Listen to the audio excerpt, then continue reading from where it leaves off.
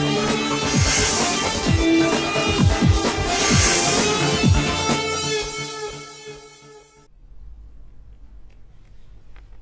Morning business breakfast షోకి స్వాగతం. Asian markets లో ఈ మార్నింగ్ వీక్ ట్రెండ్ కనిపిస్తుంది. లాస్ట్ నైట్ యుఎస్ మార్కెట్స్ నష్టాలతో ముగిశాయి. సో జియో పొలిటికల్ కన్సర్న్స్ తిరిగి గ్లోబల్ మార్కెట్స్ ను సెల్లింగ్ ప్రెషర్ కు లోన్ చేస్తున్నాయి.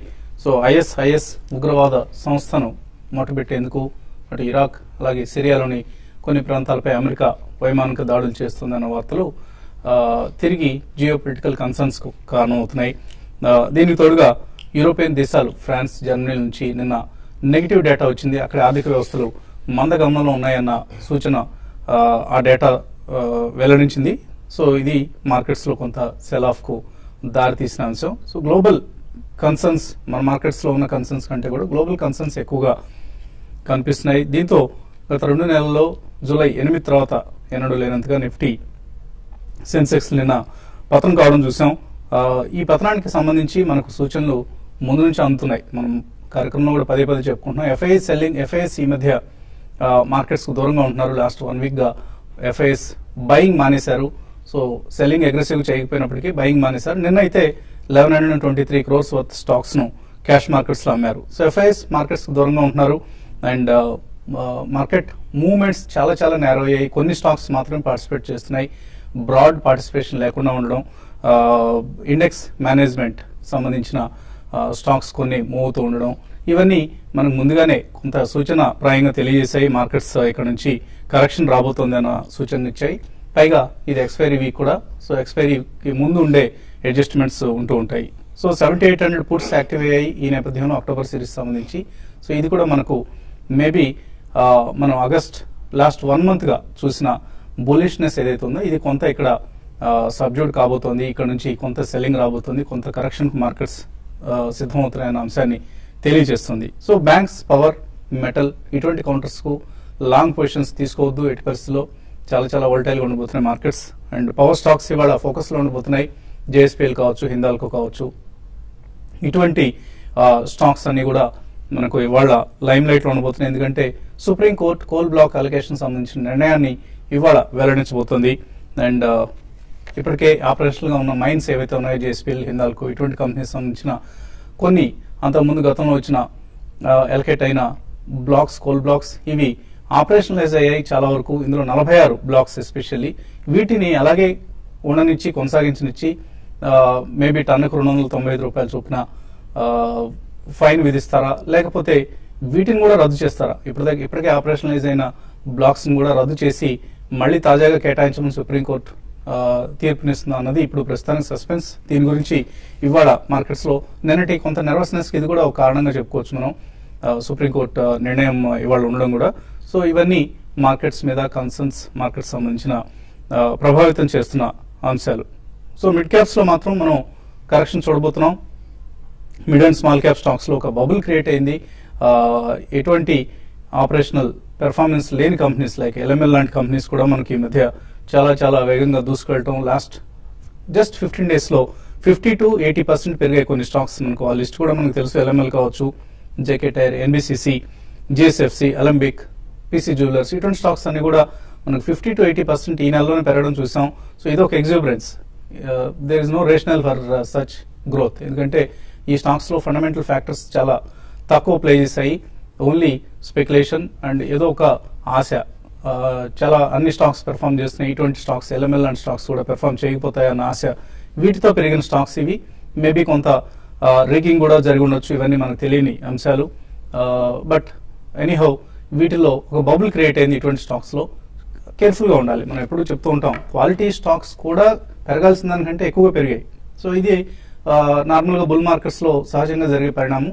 సో ఈ అంశాన్ని దృష్టిలో ఉంచుకొని కొంచెం ఎప్పటికప్పుడు ప్రాఫిట్స్ బుక్ చేసుకుంటూ ఉండాలి, లేదా హైయర్ ప్రైసెస్ లో ఎంటర్ కాకుండా ఉండాలి. ఈ రెండిట్లో ఎవరైతే పొజిషన్స్ వాళ్ళ పొజిషన్స్ బట్టి లాంగ్ పొజిషన్స్ ఉన్న వాళ్ళు కొంత ప్రాఫిట్ బుక్ చేసుకోవడం మంచిది. కొత్తగా ఎంటర్ అయ్యే వాళ్ళు హై లెవెల్స్ దగ్గర ఎంటర్ కాకుండా ఉండడం చాలా శ్రేయస్కరం. సో లో లెవెల్స్ లో ఎంటర్ అయిన వాళ్ళు లాంగ్ టర్మ్ కోసం హోల్డ్ చేస్తున్నాం అనుకునే వాళ్ళు హోల్డ్ చేయొచ్చు. బట్ మిగతా వాళ్ళు ట్రేడింగ్ ఎస్పెషల్లీ 1 to 6 months ఇలా పొజిషన్స్ తీసుకుంటుంటారు చాలా మంది. నాకు 6 months లోపల డబ్బులు కావాలి అనే ఉద్దేశంతో మాత్రం ఉన్నవాళ్ళు మాత్రం ఇటువంటి కౌంటర్స్ కు దూరంగా ఉండడం ఎంతైనా శ్రేయస్కరం.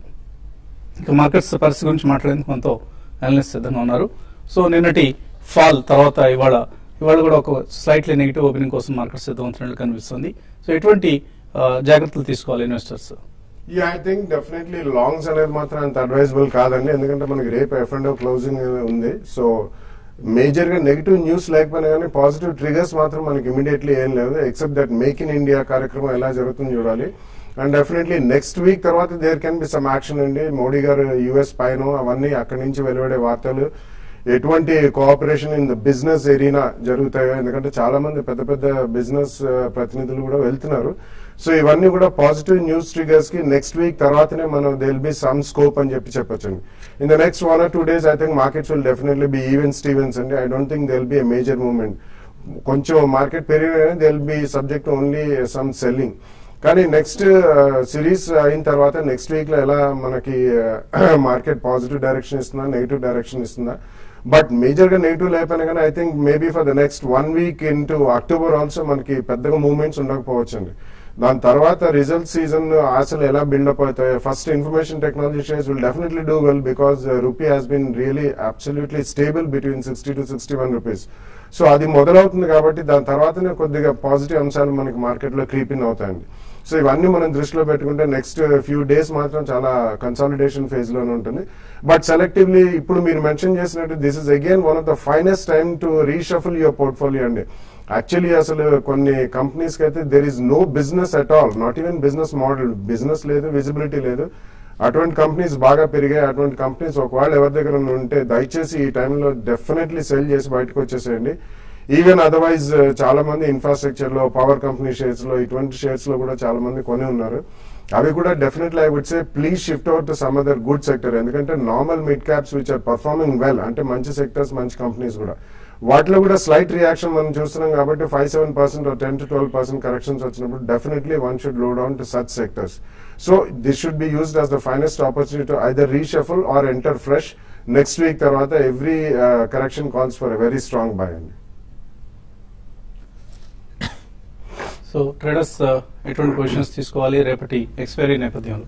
అంటే ఇది కొంచెం డిఫికల్ట్, అంటే ఎగ్జాక్ట్ గా మార్కెట్ కండిషన్ అనేది 1 or 2 days చెప్పడం అనేది కష్టంగా అయిపోయింది. ఎందుకంటే గ్లోబల్ గా ఉన్నటువంటి సిచ్యువేషన్స్ మారిపోవడం, దాని ప్రభావం మన మార్కెట్ మీద ఎక్కువ ఉంది. నెక్స్ట్ ఈ రోజు రేపు కూడా మార్కెట్ బాగా వోలటాలిటీ ఉండే అవకాశం ఎక్కువ ఉంది. మరీ ముఖ్యంగా హై బీటా స్టాక్స్ లో చూసాం నిన్న హెవీ సెల్లింగ్, లైక్ డిఎల్ఎఫ్ కానీ యూనిటెక్ కానీ ఒక 10% దాకా యూనిటెక్ కరెక్ట్ కావడం బ్యాడ్ న్యూస్ తో. సో ఇటువంటి ఉన్నప్పుడు కొంచెం ట్రేడర్స్ ఏంటంటే F&Oలో పొజిషన్స్ చాలా జాగ్రత్తగా తీసుకోమని చెప్తాను.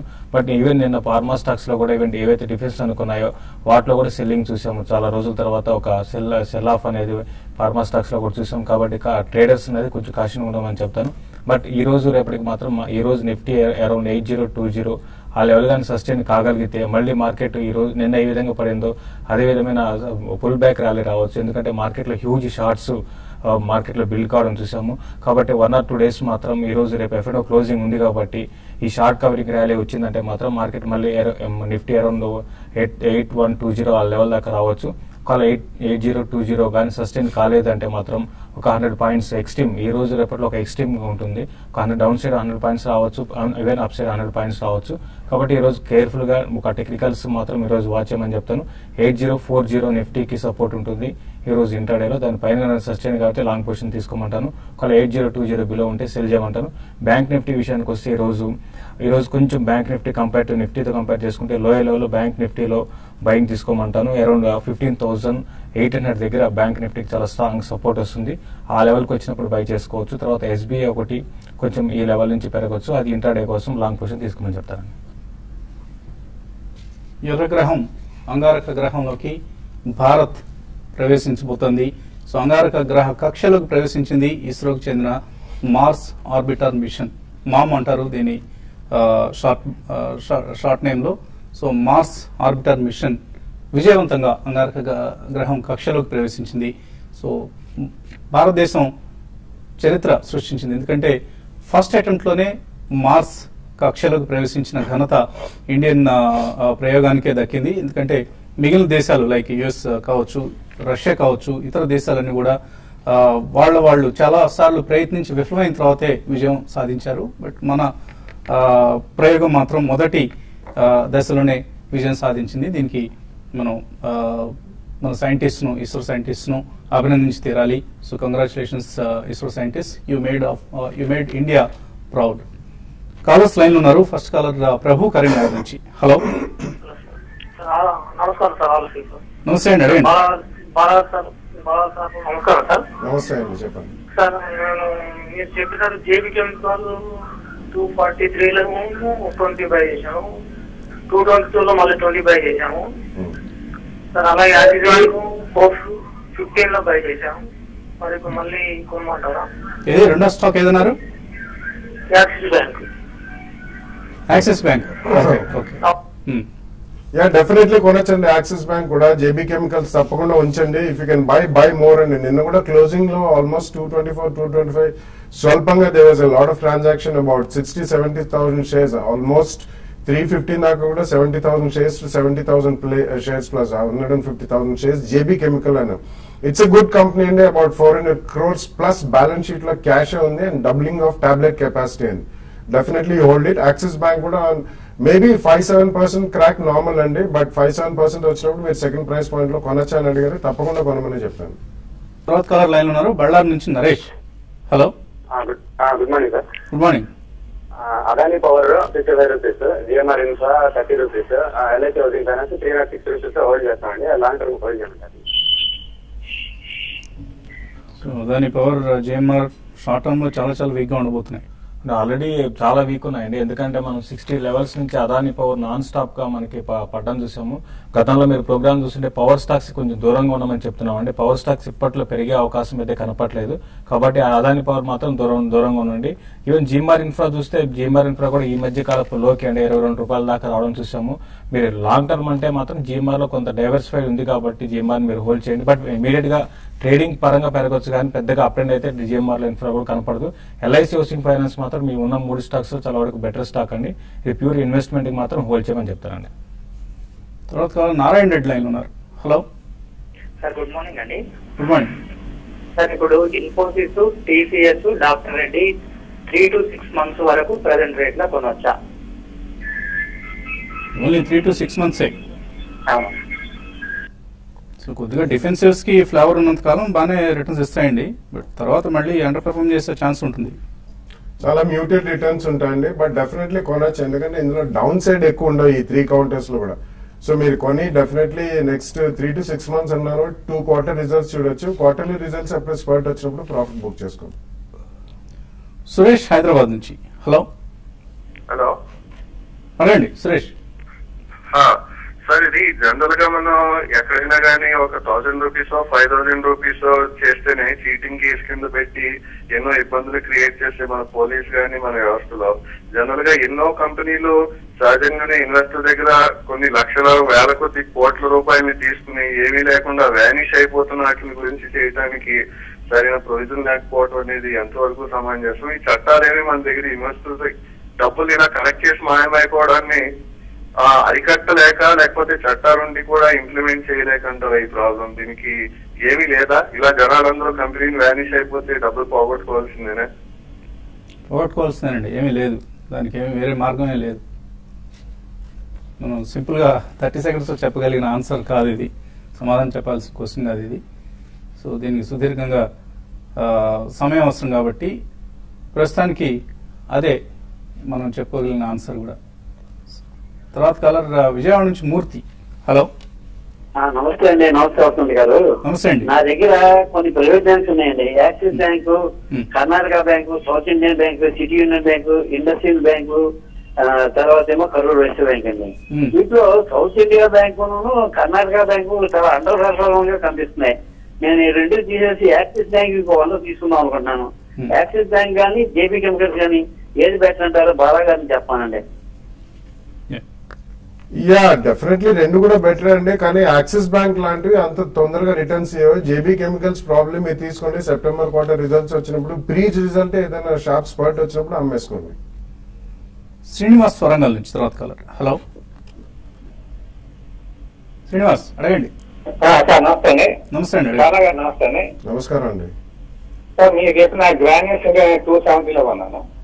అలాగే ఎన్బిసిసి 140 లో కొన్నాను. ఇవి మళ్ళీ ఇప్పుడు ఈ రేట్ లో కూడా మళ్ళీ డి అంటారు సార్. అంటే తెలియని వేరే స్క్రిప్ట్ కన్నా తెలిసిన దానిలో వేయటం బెటర్ కదా. No, not a good idea. ఎందుకంటే షార్ప్ గా పెరిగాయండి, భారీగా పెరిగాయి. తెలియదంటే there are lot of scripts which are doing very well. ఎందుకంటే రీసెంట్ టైమ్స్ లో గ్రాన్యూల్స్ ఒకటి, ఎన్బిసిసి లాస్ట్ 3 days లో it's been outstanding performer. Even granules కూడా నిన్న ఒక్కరోజు తప్పించి మొన్న ఒక రోజు అయితే ఆల్మోస్ట్ 20% సర్క్యూట్ లో ఉందండి. సో సెకండ్ ప్రైస్ పాయింట్ మీరు మంచి రేట్ లో కొన్నారు 2. అవి మాత్రం అక్కడ నుంచి ఇతరత్ర వేరే కంపెనీస్ చాలా ఉన్నాయండి. ఆటో ఆన్సిల్ లో కూడా there are lot of companies like Jai Bharat Maruti, Munjal Shewa, ఇవన్నీ మిండా ఇండస్ట్రీస్, ఇటువంటివి కూడా ఎక్సలెంట్ కంపెనీస్ అండి, అండర్ వాల్యూడ్ కంపెనీస్. సో అటువంటి వాటిలో ఎక్స్పోజర్ తీసుకోండి. Last caller Sai Krishna. Hello hello, Essar India 7000 shares కొన్నానండి 35 లో. ఇదండి బోనస్ షేర్స్ కూడా ఇస్తామన్నారు, అది అనౌన్స్ చేశారు. షేర్ ఏమో పడిపోయింది. అంటే బోనస్ షేర్లు వచ్చేంత వరకు ఆగి. ఒకసారి షేర్ కంపెనీ పేరు చెప్పండి. Essar India. Essar India. ESSAR India. Essar ఆయిలా? ఇండియా అండి, just Essar India. Essar India Essar oil అయి ఉండొచ్చు. మీరు అన్నది బోనస్ షేర్లు ఇవ్వడం కాదండి. ఎస్ఆర్ ఆయిల్ లో బైబ్యాక్ చేస్తారు, ఎస్ఆర్ ఇండియా కూడా ఉందండి. ఓకే, ఎస్ఆర్ ఇండియా ఒకటండి, స్టాక్ బాగా పడిపోయిందండి, రీసెంట్ లోస్ ఉందండి. అయితే మీరు అంటే మీరు బోనస్ షేర్స్ కోసం మీరు స్టాక్ కొన్నారో నాకు తెలియదండి, బట్ ఇది చాలా వీక్ గా ఉంది. మీరు చాలా వరకు బెటర్ ఏంటంటే ర్యాలీస్ వస్తే ఎగ్జిట్ కమ్మని చెప్తానండి. ఒకవేళ ఎస్ఆర్ గ్రూప్ సంబంధించిన కంపెనీ అయితే కొంచెం జాగ్రత్తగా ఉండండి. వాళ్ళు ఎప్పటికప్పుడు జలక్స్ ఇస్తూ ఉంటారు మనకి. సంస్కృతి పద్మజ అన్న పేరుతో వచ్చింది. ఆస్ట్రా మైక్రో, టీవీఎస్ మోటార్స్, ఈ 2 కూడా 6 months కోసం తీసుకుందాం అనుకున్నా, తీసుకోవచ్చు. 2 స్టాక్స్ కూడా మీరు కరెక్షన్స్ లో తీసుకునండి, బట్ కొంచెం వెయిట్ చేయండి. ఒక స్మాల్ కరెక్షన్ రావడానికి అవకాశం ఉంది 2 స్టాక్స్ లో. కానీ కరెక్షన్ వచ్చినప్పుడు బై చేయమని చెప్తానండి. రవికుమార్ కాకినాడ నుంచి కోప్రాన్ తీసుకున్నారు 69 రూపాయలు. అలాగే ఐఎల్ఎఫ్ఎస్ 222లో తీసుకున్నారు. స్పిక్ కూడా తీసుకున్నారు. ఇవన్నీ 6 months కోసం హోల్డ్ చేయొచ్చా? 6 months, I don't think it's a great idea to hold such companies. And this spurt వచ్చినప్పుడు I think you should come out of all the 3. అలాగే బాబు అమరా అడుగుతున్నారు కోప్రాన్, 7 లైఫ్, ఈ 2 3 months కోసం కరెంట్ లెవెల్స్ లో తీసుకోవచ్చా? చాలా మంది కోప్రాన్ గురించి అడుగుతున్నారు. రీసెంట్ గా ఈ స్టాక్ లో ఒక మంచి అప్ ట్రెండ్ ఉందండి, బట్ ఇది స్పెక్యులేటివ్ అప్ ట్రెండే. కాబట్టి ఏంటంటే బెటర్ ఏంటంటే ర్యాలీస్ లో ఎగ్జిట్ కమ్మంటారు, ఫ్రెష్ బయింగ్ అయితే చేయకన్నాను. కార్తికేయ అడుగుతున్నారు అడిషనల్ యూనిట్స్, ఎగ్జిస్టింగ్ ఫోలియో ఉన్న వాళ్ళు అడిషనల్ యూనిట్స్ తీసుకోవాలి. మ్యూచువల్ ఫండ్స్ అనుకుంటాను ఇది. ఏఎంసీ వెబ్సైట్ నుంచి తీసుకోవటం బెటరా, లేకపోతే ఈక్విటీ ట్రేడింగ్ అకౌంట్ నుంచి తీసుకోవడం బెటరా? నో, ఈక్విటీ ట్రేడింగ్ నుంచి ఎప్పుడు తీసుకోవడం, because it's subject to brokerage. So మీకు ఉన్న ఫోలియోలోనే డెఫినెట్లీ ఐదర్ ఆన్లైన్ ఆర్ మీకు మధ్య మధ్యలో స్టేట్మెంట్స్ వస్తుంటాయండి, ఫిజికల్ స్టేట్మెంట్స్. అందులో కింద additional purchase request either on a monthly basis or 1 time అని కూడా అందులో ఇచ్చేస్తే మీకు ఎంట్రీ లోడ్ కూడా లేకుండా వస్తాయండి. సతీష్ అడుగుతున్నారు జిందాల్ సా, జీబీపీఎల్, ఇన్ఫైనైట్ కంప్యూటర్స్ ఇవన్నీ షార్ట్ టర్మ్ కోసం తీసుకోవచ్చా? షార్ట్ టర్మ్ ఉద్దేశం అయితే మాత్రం మీరు అవాయిడ్ చేయమని చెప్తారండి. సిప్లా 20% ప్రాఫిట్ లో ఉన్నారు జగన్నాథ్ నాయుడు. ఇక్కడ ప్రాఫిట్ బుక్ చేసుకోవడం మంచిదా లేదా హోల్డ్ చేయొచ్చా? నిన్న సిప్లాలో కొంచెం కరెక్షన్ వచ్చిందంటే మీరు హోల్డ్ చేయండి. ఇంకా స్టాక్ లో మళ్ళీ ఇంకా నెక్స్ట్ అప్ ట్రెండ్ లో మళ్ళీ అరౌండ్ 640 680 దాకా రావచ్చు, హోల్డ్ చేయమని చెప్తాను. మురళీకృష్ణ, నిఫ్టీ లెవెల్ ను బట్టి స్టాక్స్ ను డిప్స్ లో కొనడం మంచిదా, లేకపోతే ఏది బెటర్ వే అవుతుంది స్టాక్స్ ను కొనాలి? Please do not follow Nifty level at all. మీరు ఒకవేళ స్టాక్స్ లో లాంగ్ టర్మ్ ఇన్వెస్ట్మెంట్ చేయాలనుకుంటే రీజనబుల్లీ గుడ్ స్టాక్స్, నిఫ్టీలో ఓన్లీ 50 stocks ఉన్నాయి. మిడ్ క్యాప్ స్టాక్స్ కూడా keep on buying on month basis. Do not look at Nifty. ISIS మీద US attacks కారణంగా IT stocks మీద ఎటువంటి ఎఫెక్ట్ ఉంటుంది, తీసుకోవచ్చా, ఇక్కడ హోల్డ్ చేయొచ్చా, ఎగ్జిట్ కావచ్చా? కేఎస్ మూర్తి అడుగుతున్నారు. Zero అండి, there won't be any effect of ISIS bombing by US on IT stocks. You can go ahead and buy. Karthik అడుగుతున్నారు ఎస్ఐపి మోడ్ లో మ్యూచువల్ ఫండ్స్ లో ఇన్వెస్ట్ చేద్దాం అనుకుంటున్నారు. 3 మ్యూచువల్ ఫండ్స్ ను ఎటువంటివి రికమెండ్ చేస్తుంటారు? Yeah, you can select ICICI Prudential Focus Blue Chip ఒకటండి, HDFC Equity which is a multi-cap fund, and maybe Franklin Templeton small cap fund. That will be a portfolio of all the stocks right from A group to the smallest company. గతి 80 రూపాయలకు ఉన్నారు Kavuri Lohitha, 1 year కోసం hold చేయొచ్చా? 1 year కోసం అయితే hold చేయొచ్చండి. అయితే recent గా బాగా పెరిగింది. కొంచెం షార్ట్ టర్మ్ కి అయితే 50% మీరు ప్రాఫిట్ బుక్ చేసుకోమని చెప్తానండి. ఫినోలెక్స్ కేబుల్స్ తీసుకోవడానికి ఇది మంచి టైం అయినా లక్ష్మి అడుగుతున్నారు. Yeah, you can hold and buy అండి, but buy it in minimum 2 price points. There can be a 5 to 7% correction అక్కడ సెకండ్ ప్రైస్ పాయింట్ లో మనం. ఇది ఇవాల్టి బిజినెస్ బ్రేక్ఫాస్ట్ షో. మధ్యాహ్నం 1:30 మళ్ళీ స్మార్ట్ ఇన్వెస్టర్ కలుద్దాం.